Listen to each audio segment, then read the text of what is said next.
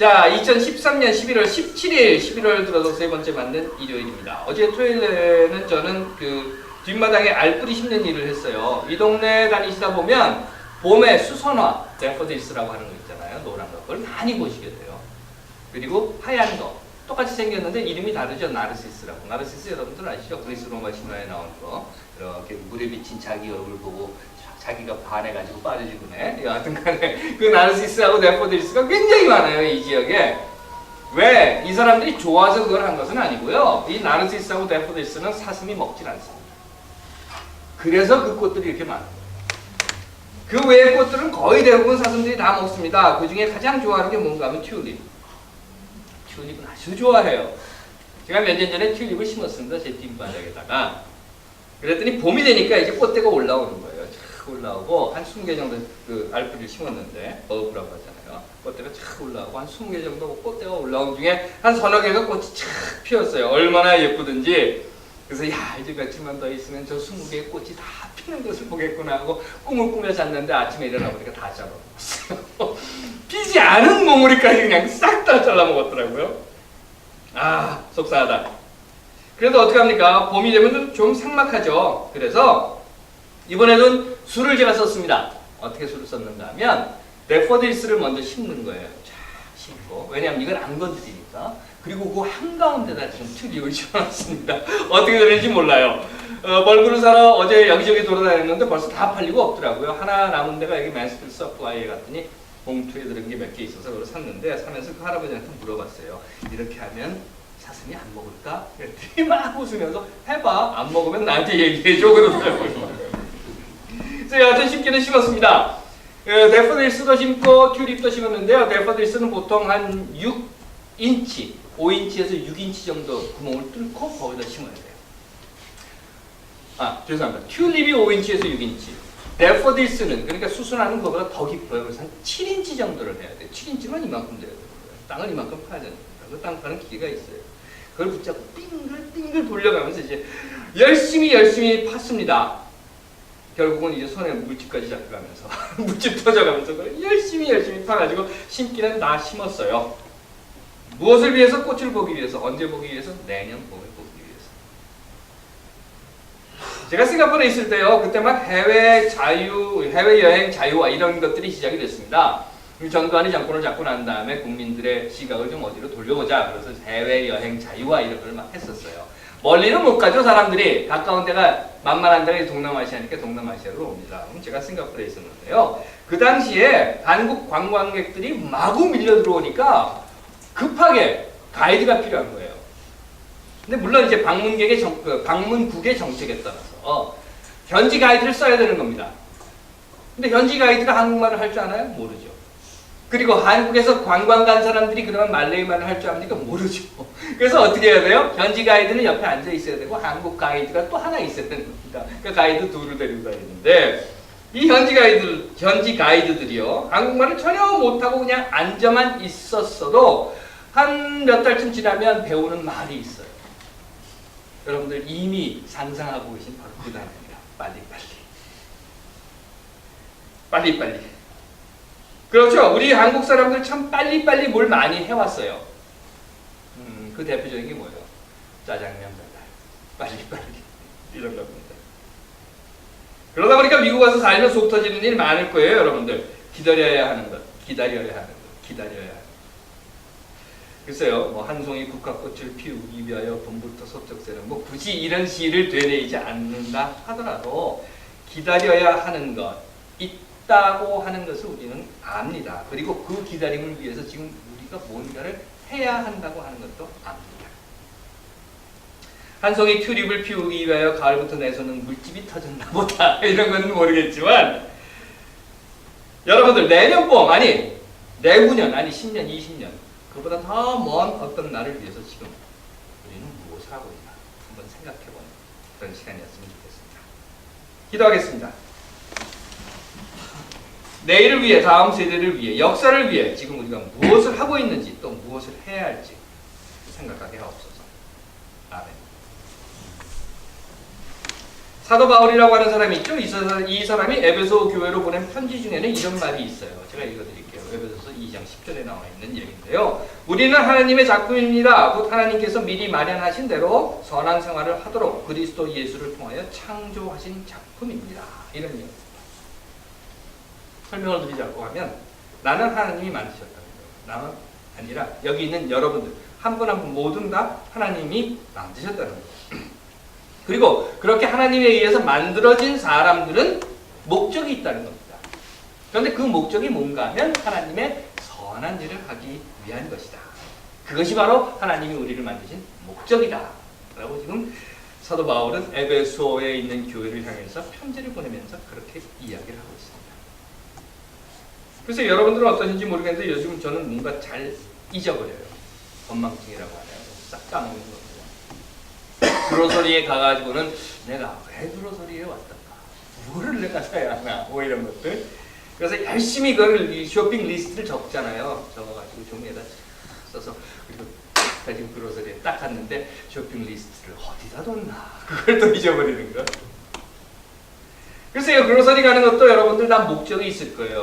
그렇다고 하면 하물며 이 땅에서 우리가 사는 것입니다.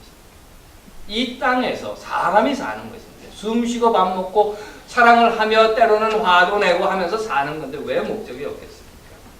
있죠. 그리고 그 목적은 사도 바울은 선한 일이라고 가르쳐주고 있는 겁니다. 그러면 됐죠? 우리는 하나님께서 하나님의 선한 일을 하게 하기 위해서 만들어진 존재들입니다. 그러니까 우리는 다 하나님의 선한 일을 하며 살면 됩니다. 그러므로 지금부터 선한 일 시작! 얼마나 좋습니까? 말은 좋죠. 그런데 그게 그렇게 생각처럼 잘 되면 사도 바울이 무엇 때문에 이런 거를 에베소 교회로 썼겠습니까? 안 되니까 썼죠. 안 된단 말이에요. 하나님의 선한 일을 한다는 것, 그게 그렇게 만만치는 않은 거란 말이죠. 아니, 하나님 빼고 그냥 세상으로 이야기합시다. 하나님 얘기 빼고 그냥 세상을 살아가는 우리 사람들이 선하게 사는 것, 그게 쉽습니까? 쉽지 않죠. 아니, 오히려 선하게 사는 것이 더 어려운 세상 속에 우리가 지금 살고 있어요. 정의를 이야기하면 잘리고, 선을 이야기하면 미친놈 취급을 받고, 공평을 이야기하면 왕따 당하고, 평화를 이야기하면 빨갱이로 몰리는 그런 세상 속에서 지금 우리가 살고 있단 말이죠. 사실 바울 역시도 그런 것을 직접 경험을 했습니다. 아니, 그 이전에요. 그러니까 바울이 유대교에 있을 때는 전혀 자기는 그런 생각을 못했었어요. 유대교에 잘 나가는 교사로 있을 때는, 율법자로 있을 때는 칼자루를 자기가 딱 쥐고 있었거든요.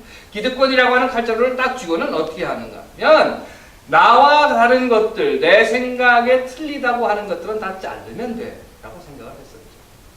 그러다가 갑자기 번쩍 회심을 하게 되죠. 그리고 나서 내 양심의 자유를 되찾고 내 신앙의 양심에 따라서 바울이 살려고 하니까 참 엄청난 고생이 따르다. 죽을 고비를 수없이 넘겨야 하더라는 겁니다. 그래서는 나는 선한 일을 한다고 하는데, 나는 옳은 일을 한다고 하는데 이런 어려운 일들이 나에게 닥친다. 그래서 사도 바울은요, 또 다시 편지를 써요. 그리고 그 고린도 교회에다가 이렇게 이야기를 합니다. 그래도 말이지, 내가 지금까지 당해보니까 하나님께서 우리에게 주시는 시련이라고 하는 것은 감당할 수 있는 능력 이상은 아니더라. 또 시련과 함께 하나님은 우리에게 벗어날 길도 마련해 주시더라 라고 이야기를 하고 있는 것입니다. 물론 우리 속담에도 이런 말이 있어요. 하늘이 무너져도 솟아날 구멍은 있다. 그런데 여러분 정말 그러십니까? 특히나 그런 문제가 바로 내 앞에, 내 코앞에 탁 닥쳤을 때, 시련에 부딪히고 어려움을 겪게 될 때에 하늘이 무너져서 솟아날 구멍이 있고, 감당할 수 있는 능력 이상의 시련은 우리에게 주시지 않고 아무리 큰 어려움이 닥친다 하더라도 또 헤쳐나갈 길을 다 분명히 주신다고 했다라고 하는 그 이야기가 여러분들 가슴에 와 닿으십니다. 사실은 그게 쉽지 않죠. 그래서 그런 이야기들은 싹 잊어버리고 그만 끝없는 절망으로 떨어져 버리는 우리들의 삶의 모습을 보게 됩니다. 대한민국 OECD 국가 중에서 자살률이 1위입니다. 자살률이 1위예요. 1위. 2010년 통계에 의하면요, 대한민국에서 사망한 사망자 중에서 51.4%가 자살로 죽었다. 세상에 이게 말이 돼요. 사망자 중에 반이 자살로 죽었더라고요. 그래서 2000년부터 2010년, 10년 동안 자살률은 세계 1위. 뿐만 아니라 OECD 회원국 중에서 우리나라 청소년 자살률이 지난 10년간 57% 성장했다는 거예요. 그래서 17세 이하가 10만 명당 5.58명이 죽고 10세에서 25세 사이가 10만 명당 9.4명이 자살합니다. 결국 OECD 국가 중에서 청소년 자살률은 세계 2위. 이게 대한민국. 이 통계를 보면서 저는 다시 한번 고난이나 시련이라고 하는 단어에 대한 생각을 해봤어요. 그렇다고 하면 우리가 고난이나 시련이라고 하는 것에 대해서 제일 먼저 염두에 둬야 할 것은 무엇일까? 그것은 물질적으로 또는 육체적으로, 정신적으로 우리에게 무언가 어려운 것이 닥치게 될 때에 첫 번째 생각은 이건 나만 닥치는 것이 아니다 라고 하는 겁니다. 이전에도 있었고 지금도 일어나고 있고 앞으로도 이 지구상에서 인류가 존재하는 그 모든 날들 동안 이런 일들은 계속 일어날 거야 하는 겁니다. 이것이 기본이에요. 하지만 사람들은 그거를 몰라요. 당장 그 어려운 일이 닥치면 이건 나에게만 닥치는 일이야 라고 생각을 하게 된다. 그래서 끝이다 라는 덫에 빠지고 맙니다. 끝이다. 이제 끝이다. 다 끝났다. 더 이상 갈 곳은. 그 결과 아무것도 남은 것도 없다고 생각을 하게 되고 더 이상 할 수 있는 것도 없다고 생각하게 되고 더 이상 내가 존재해야 할 이유도 없다는 생각을 하게 되고 맙니다. 그 끝은 뭐죠? 포기라는 거예요. 하지만 여러분 아니죠. 아니라는 건 여러분들 알고 계시죠? 기독교 신앙에 근거한다고 하면요. 하나님이 세상의 처음과 시작입니다. 아니, 하나님이 세상의 처음을 시작을 하셨어요. 그리고 하나님이 세상의 끝을 다스리십니다. 그러므로 우리에게 있어서는요, 세상의 시작과 끝에 대해서 아무것도 할 수 있는 게 없는 거예요. 아니, 전혀 우리는 세상의 시작과 끝이라고 하는 문제에 대해서 상관할 수가 없는 겁니다. 우리 소관이 아니라는 거예요. 그렇다면 시작도 내 마음대로 안 되고 끝도 내 마음대로 아닌 그 삶 사이에서 우린 뭐냐 하는 질문을 하게 되고 시작도 끝도 내 소관이 아닌 그 삶 속에서 우리가 사는 것은 하나님의 뜻에 따라 선한 일을 하려고 사는 것 뿐이다라고 하는 것이 사도 바울의 이야기되는 겁니다. 좋은 말이죠. 그런데 그렇다고 하면 말이죠. 시작도 내 마음대로 아니야. 끝도 내 소관이 아니야. 그 시작과 끝의 중간에서 하나님께서 우리에게 주신 그 시간 동안에 사는 것, 선한 일을 하며 사는 것, 그것이 하나님의 뜻이고 우리가 살아야 하는 방법이야. 우리가 살아야 하는 목적이야 라고 이야기는 하지만 그게 보이냐는 말이죠. 그게 안 보이는 게 문제예요. 그래서 저는 이런 생각을 해봤습니다. 하나님의 선한 뜻, 그래, 그건 안 보인다. 하나님의 선한 뜻은 안 보여요. 하지만 우리 눈에 보이는 것이 있어요. 그건 뭔가 하면 하나님의 선한 뜻을 행하며 사는 사람들은 보여요. 하나님의 선한 뜻을 행하며 사는 사람들이 비록 그들이 고난을 받고 그들이 시련을 당하고 그들의 고통 중에서 비참한 모습으로 죽어간다 하더라도 우리 눈에 그들은 보인단 말이죠. 그들이 진정 하나님의 선한 뜻, 정의로움, 그리고 평화로움, 그리고 옳은 일을 위해서 사는 그들의 삶의 모습은 우리에게 보인다는 거죠. 그리고 그들의 모습을 우리가 보고 있기 때문에 하나님의 선한 뜻을 따라 사는 사람들이 이 땅에 있고 이런 사람들이 있기 때문에 아직까지도 이 세상은 살만한, 아니 살아야 할 세상이구나 하는 것을 우리가 느끼게 될 수 있다는 것. 그리고 비록 고난받고 시련당하며 고통 중에 처한다 하더라도 마침내 정의가 이긴다고 하는 거예요. 선한 일을 하는 자가 불의를 저지르는 자들을 이긴다고 하는 것. 그리고 그 사실을 역사가 증명하고 있다는 것을 우리는 보고 있는 것입니다. 그래서 비록 지금 내 손에 물집이 잡히다 하더라도 내년 봄을 위해서 알뿌리를 심는 겁니다. 하지만 알아요. 한 50개 심었거든요. 그 중에서 안 나오는 것도 있을 거예요. 50개가 다 나오면 좋죠. 그런데 안 나오는 것도 있을 거란 말이죠. 며칠 전에 매스필드 패치에 이런 기사가 실렸습니다. 혹시 보신 분들 계실지 모르겠는데요.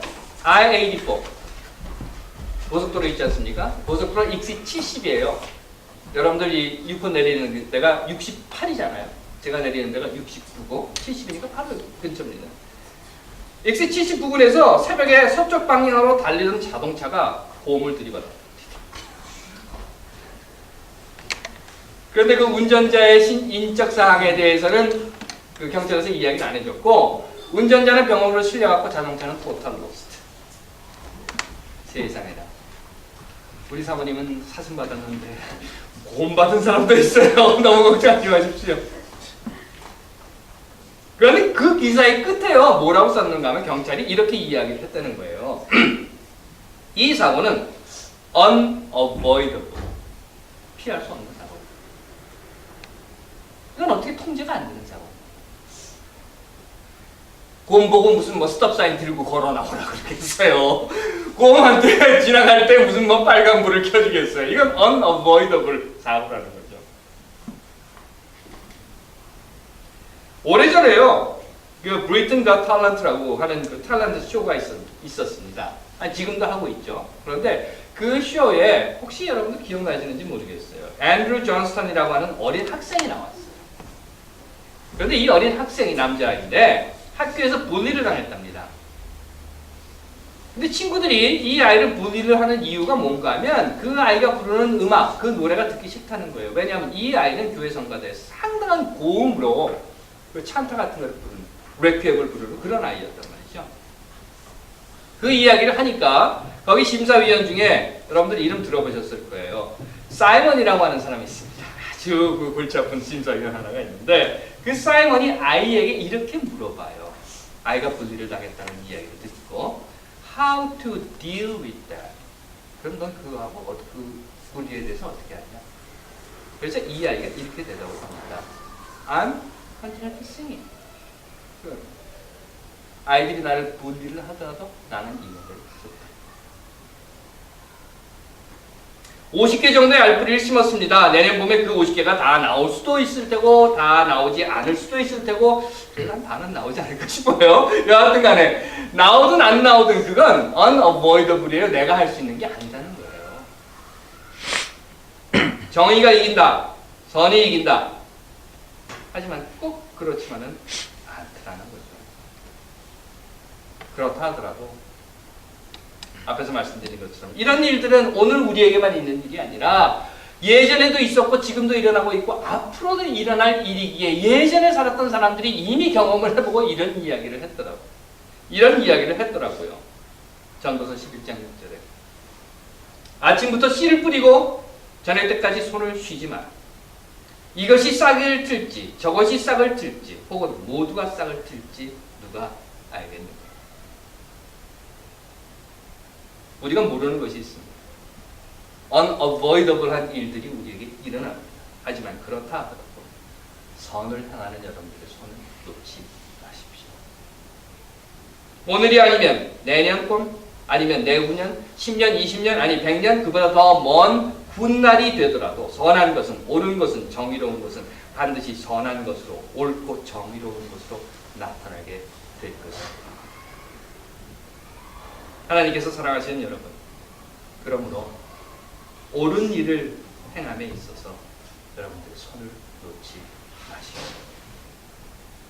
그것이 오늘 하나님께서 우리를 이 땅에 보내주시고 살게 하신 목적인 것입니다. 기도하겠습니다.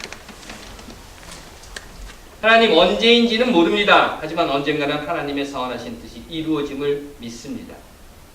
옳은 일을 행함에 포기하지 않게 하옵소서. 아멘.